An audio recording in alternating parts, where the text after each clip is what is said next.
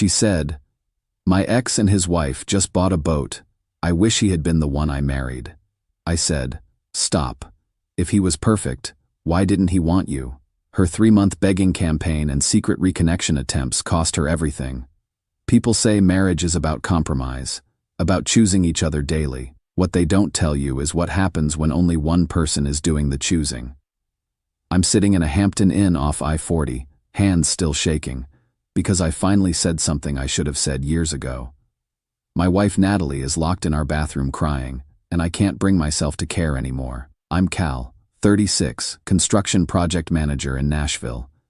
Moved here from Indianapolis 8 years ago. Natalie's 34, interior designer. Married 7 years, together 9. For every one of those 7 years, she's been telling me I'm not good enough. Not directly, she's too refined for honest cruelty. Instead, she compares me to her ex Derek. Every conversation filtered through how Derek would have done it better. When we were dating, the Derek references seemed innocent. Sweet nostalgia, past memories. I thought it was healthy.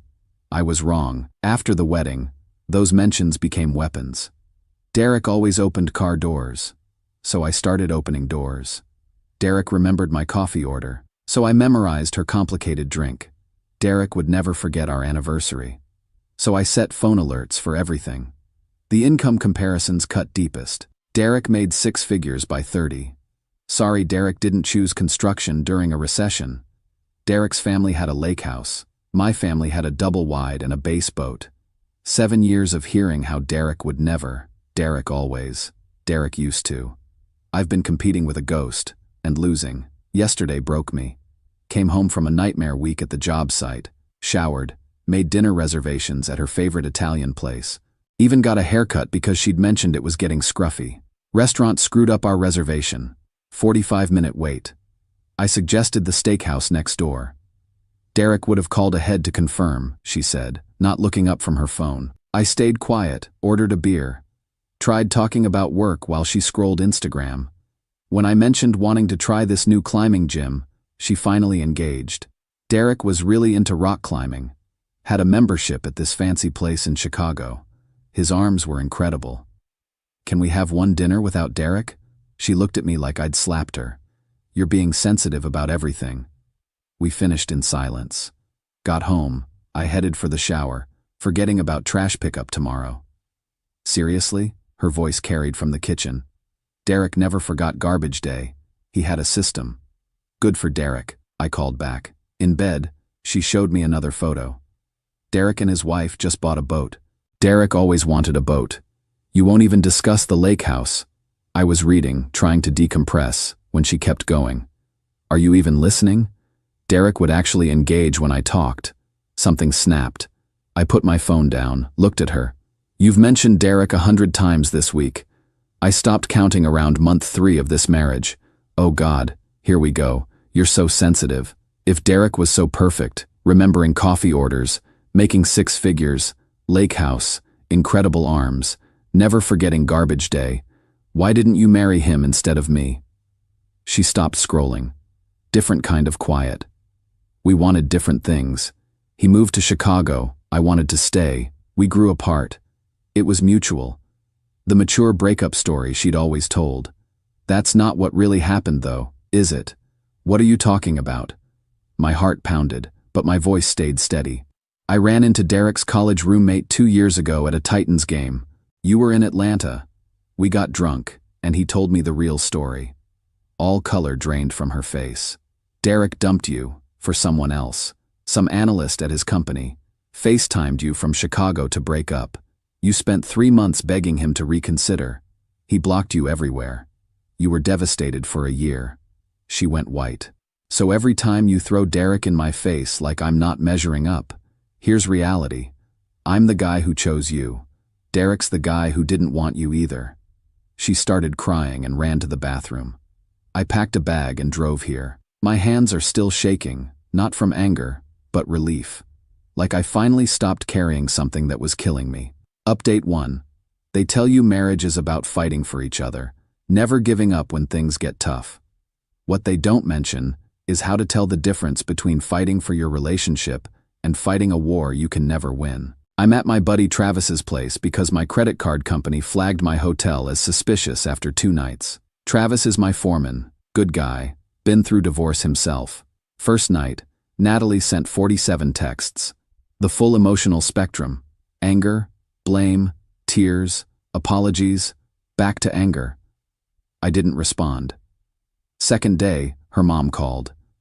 "Cal, you need to come home and apologize for being cruel about Natalie's past." "Did she tell you what I said?" "You attacked her for having feelings about Derek." I told her the truth about why Derek left. She hung up. Text from Natalie: "You told my mom what you said?" I typed back, "No, you did." This morning, she showed up at our job site, walked into the construction trailer where I'm reviewing plans with Travis and 2 guys, mascara streaked, looking broken. "Can we please talk? Privately?" "Not a good time, Nat. I can't eat, can't sleep. You ambushed me with the worst moment of my life. I told you the truth. You threw my heartbreak in my face." She was doing this in front of my crew. My face burned. "You want to do this here? You spent 7 years throwing Derek in my face.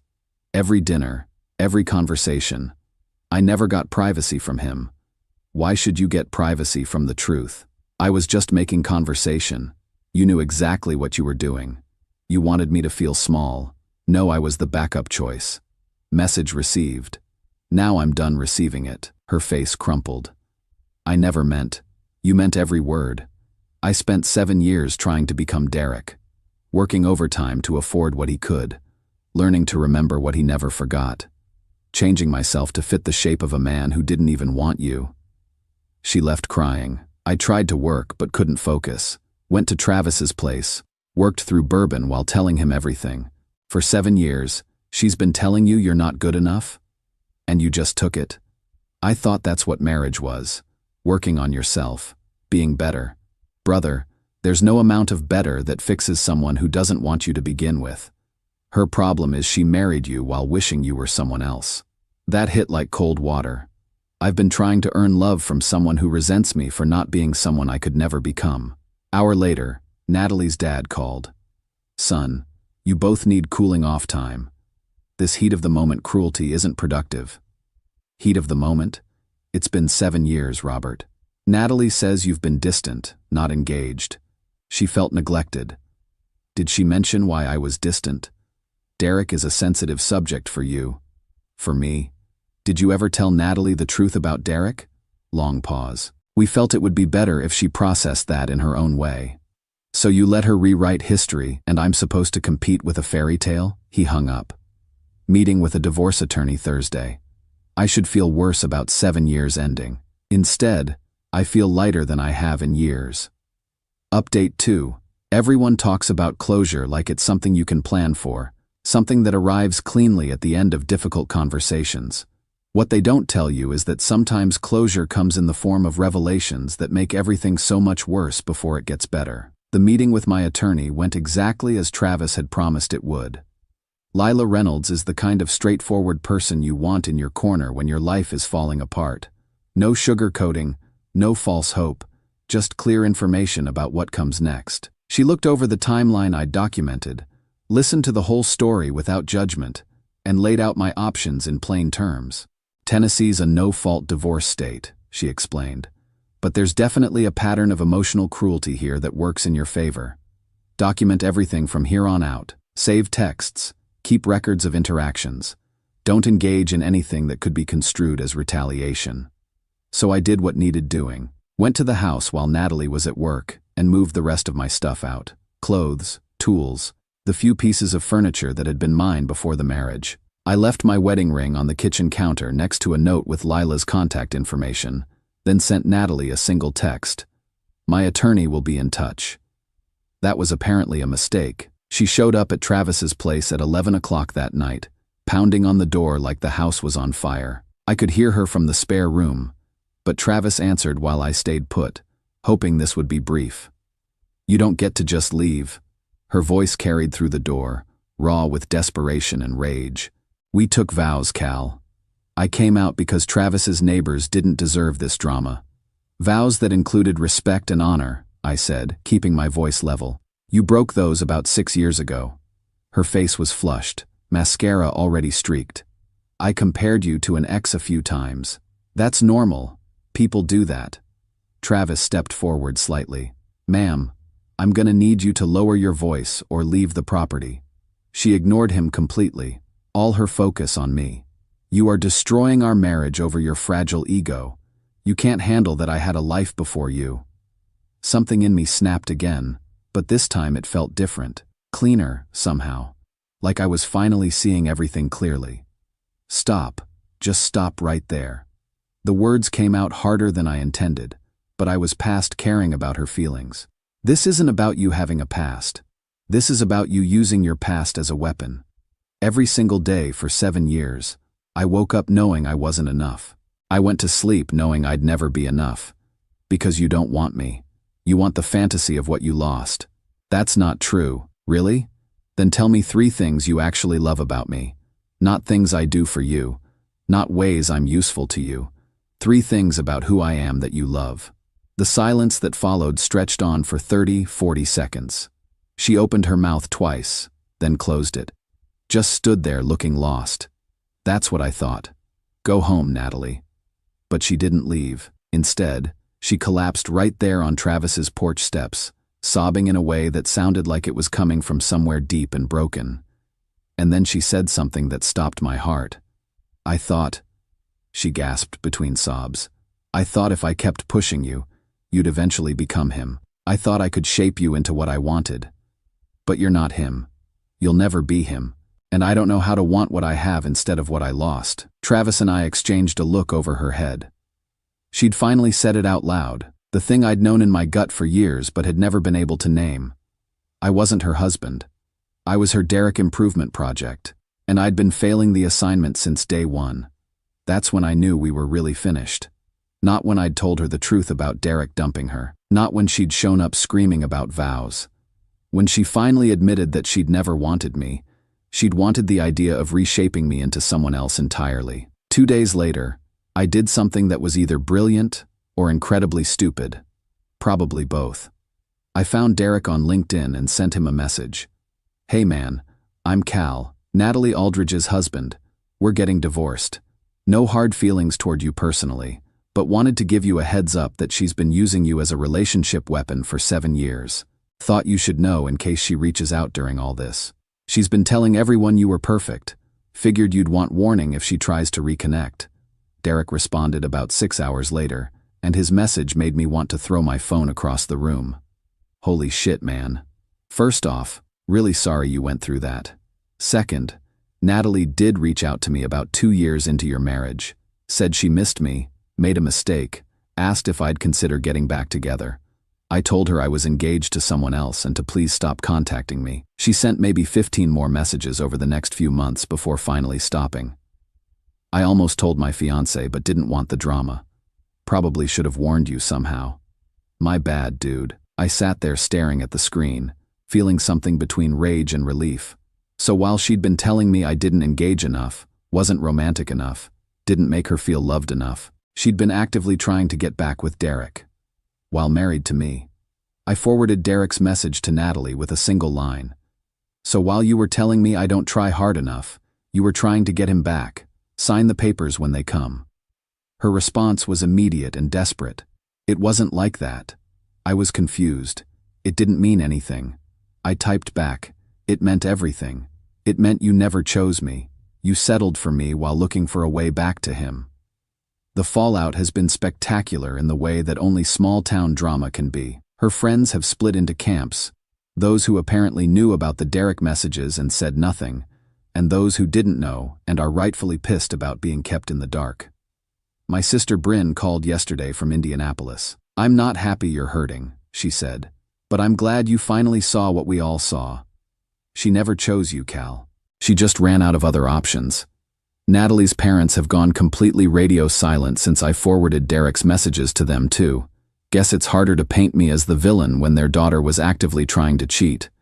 The guys at work have been incredible. I didn't realize how much support I had until I needed it. Half of them have been through divorce themselves, and the other half apparently saw what was happening but didn't know how to say anything. Signed a lease on a one-bedroom apartment yesterday. Small place, but it's mine. No Derek comparisons hanging on the walls. No walking on eggshells. No wondering if anything I do will ever be enough. Papers get filed next week. 7 years feels like a long time to waste, but I'm sleeping better than I have in forever. Final update. You hear a lot about how divorce changes people, but what they don't tell you is how it forces you to meet yourself for the first time. Not the version you became trying to please someone else, not the person you thought you should be, but who you actually are when nobody's keeping score. It's been a full year since that night I finally said what needed saying, and I figured I owed you all a proper closing to this story. The divorce got finalized 8 months ago. Took longer than it should have because Natalie went through phases. First trying to reconcile with promises of counseling and change, then getting angry about asset division when she realized I wasn't coming back. In the end, I kept what mattered. My truck, my tools, my 401k. She got the house, which made sense since her parents had covered the down payment anyway.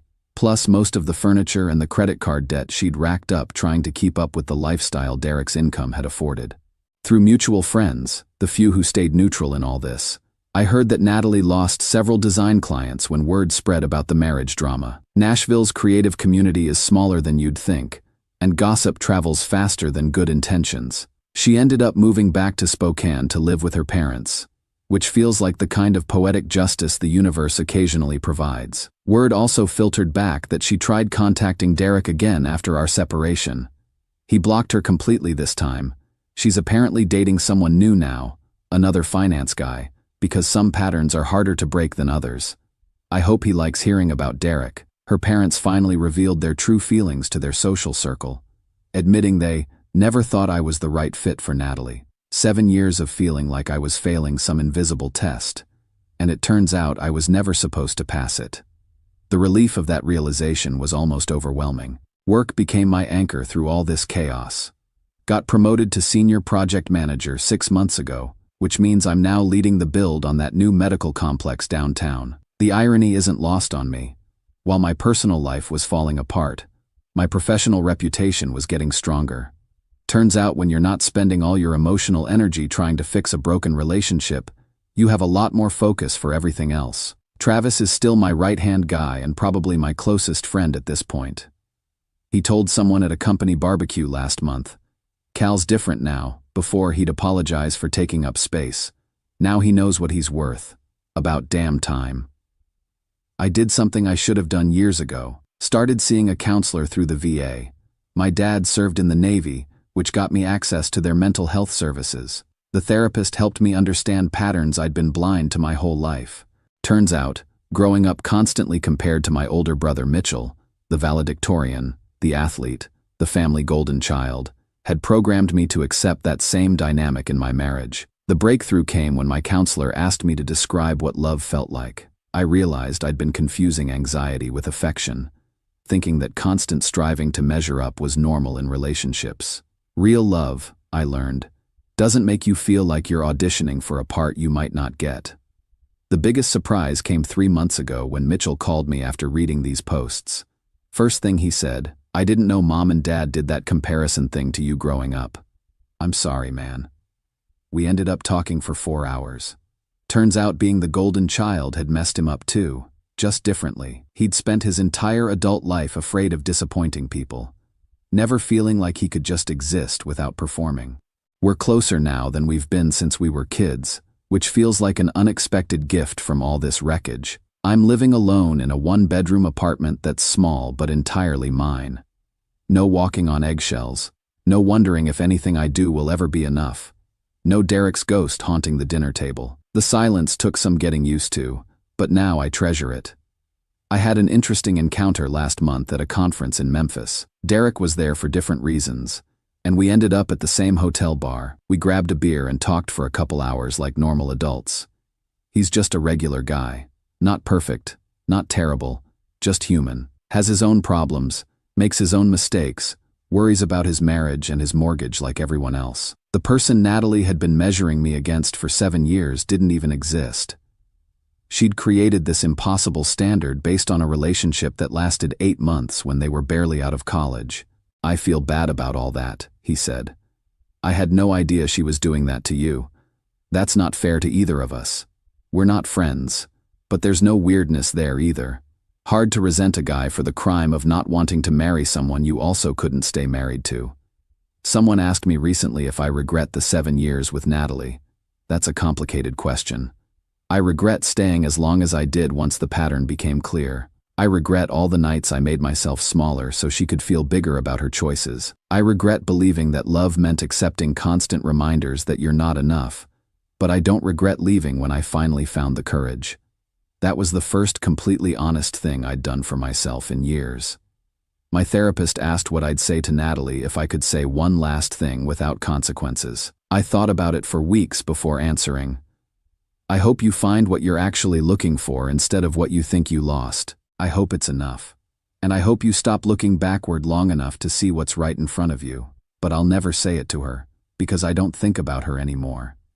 And that's how I know I've healed. To everyone who commented on my original post saying I was too harsh, that I should have handled it more maturely, maybe you're right.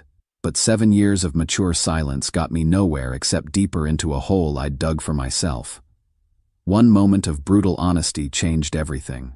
Sometimes the truth is harsh. Sometimes harsh is exactly what's needed. Natalie sent me a long email about 3 months ago, part apology, part therapy, speak about understanding her patterns now. I read it once, filed it in my deleted folder, and moved on. Not out of anger, just out of genuine indifference. She's someone I used to know, like a coworker from an old job or a neighbor from a previous address. These days, I'm building a life that doesn't require anyone else's approval to validate its worth. I joined a boxing gym, got serious about rock climbing, reconnected with friends I'd neglected during the marriage years. I'm not looking for someone to complete me. I'm learning to be complete on my own first. The right person won't make you feel like you need to constantly prove your worth. They'll just choose you, as you are, without requiring you to become someone else first. That's the real lesson here.